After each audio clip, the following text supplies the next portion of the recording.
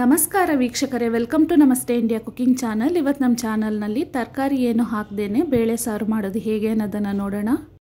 ಇದಕ್ಕೆ ಬೇಕಾಗಿರುವ ಸಾಮಗ್ರಿಗಳು: ಮೀಡಿಯಂ ಸೈಜ್ನ 1 ಈರುಳ್ಳಿ, 8 ನಾಟಿ ಟೊಮ್ಯಾಟೊ, 10 ಖಾರವಾಗಿರುವ ಹಸಿರು ಮೆಣಸಿನಕಾಯಿ, 2 ಚಿಕ್ಕದಾದ ಬೆಳ್ಳುಳ್ಳಿಯ ಸಿಪ್ಪೆಯನ್ನು ತೆಗೆದು ಬಿಡಬೇಕು, ಸ್ವಲ್ಪ ಕರಿಬೇವಿನ ಸೊಪ್ಪು, ಅರ್ಧ ಈರುಳ್ಳಿಯನ್ನು ಈ ರೀತಿ ಕಟ್ ಮಾಡ್ಕೊಂಡಿದ್ದೀನಿ, ಅರ್ಧ ಈರುಳ್ಳಿಯನ್ನು ಒಗ್ಗರಣೆಗೆ ಚಿಕ್ಕದಾಗಿ ಕಟ್ ಮಾಡ್ಕೊಂಡಿದ್ದೀನಿ, 200 ಗ್ರಾಮ್ ಅಷ್ಟು ತೊಗರಿಬೇಳೆ, ಸ್ವಲ್ಪ ಹುಣಸೆ ಹಣ್ಣು, ಒಂದು ಕುಕ್ಕರ್ನಲ್ಲಿ ಸುಳಿದಿರುವ ಬೆಳ್ಳುಳ್ಳಿ, ಕಟ್ ಮಾಡಿರುವ ಅರ್ಧ ಈರುಳ್ಳಿ, ಹಸಿರು ಮೆಣಸಿನಕಾಯಿ ಮತ್ತು ನಾಟಿ ಟೊಮ್ಯಾಟೊವನ್ನು ಹಾಕ್ತಾ ಇದ್ದೀನಿ.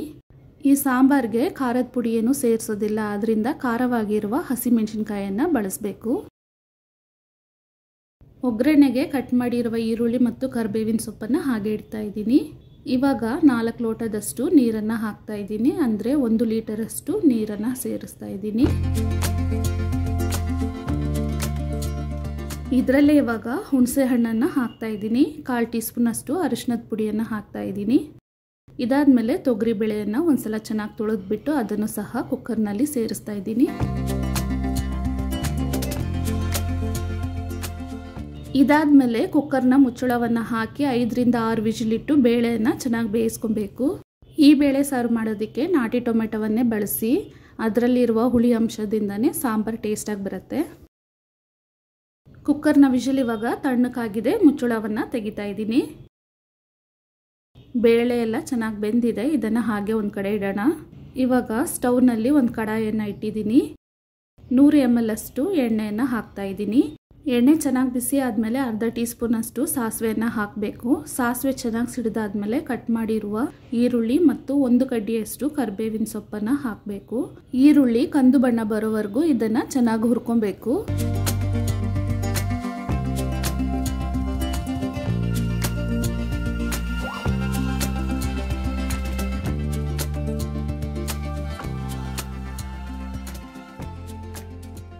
ಬೇಳೆ ಸಾರಿಗೆ ಒಗ್ಗರಣೆ ತಯಾರಾಗಿದೆ, ಇದನ್ನು ಸ್ಟವ್ವಿಂದ ಕೆಳಗಿಳಿಸ್ಬಿಡೋಣ.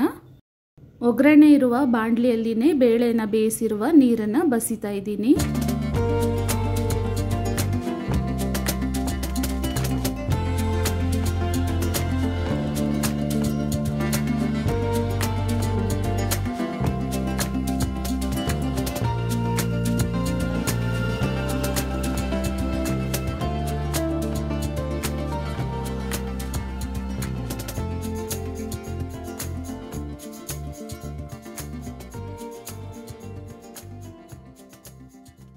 ಬಾಣಲಿಯನ್ನು ಪಕ್ಕಕ್ಕಿಡೋಣ. ಸಾರಿಗೆ ಬೇಕಾದಷ್ಟು ಕಲ್ಲುಪ್ಪನ್ನು ಇವಾಗ ಕುಕ್ಕರ್ನಲ್ಲಿ ಹಾಕ್ತಾ ಇದ್ದೀನಿ. ಬೇಳೆ ಟೊಮೆಟೊ ಎಲ್ಲ ಚೆನ್ನಾಗಿ ಮ್ಯಾಶ್ ಆಗೋ ರೀತಿ ಇದನ್ನು ಮಸಿಬೇಕು.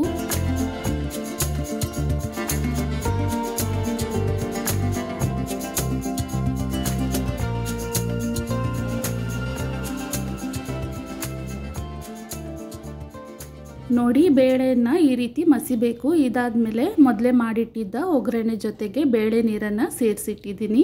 ಅದನ್ನು ಇವಾಗ ಕುಕ್ಕರ್ನಲ್ಲಿ ಹಾಕಿಬಿಟ್ಟು ಒಂದ್ಸಲ ಚೆನ್ನಾಗಿ ಮಿಕ್ಸ್ ಮಾಡ್ಕೊಳ್ಳೋಣ. ಈ ರೀತಿ ಬೇಳೆ ಸಾರನ್ನು ಮಾಡಿದ್ಮೇಲೆ ಮತ್ತೆ ಅದನ್ನು ಕುದಿಸೋ ಅವಶ್ಯಕತೆ ಇಲ್ಲ, ಹಾಗೇನೆ ಚೆನ್ನಾಗಿರುತ್ತೆ. ಈ ಬೇಳೆ ಸಾರನ್ನು ಬಿಳಿ ಅನ್ನದ ಜೊತೆಗೆ, ಇಡ್ಲಿ ದೋಸೆ ಜೊತೆಗೆ ತಿನ್ನೋಕ್ಕೆ ತುಂಬ ಚೆನ್ನಾಗಿರುತ್ತೆ. ಸಾರನ್ನು ಚೆನ್ನಾಗಿ ಕುದಿಸಿ ಗಟ್ಟಿ ಮಾಡಿದ್ಮೇಲೆ ಇದನ್ನು ಮುದ್ದೆಗೂ ಸಹ ತಿನ್ಬೋದು, ತುಂಬ ಟೇಸ್ಟಿಯಾಗಿರುತ್ತೆ.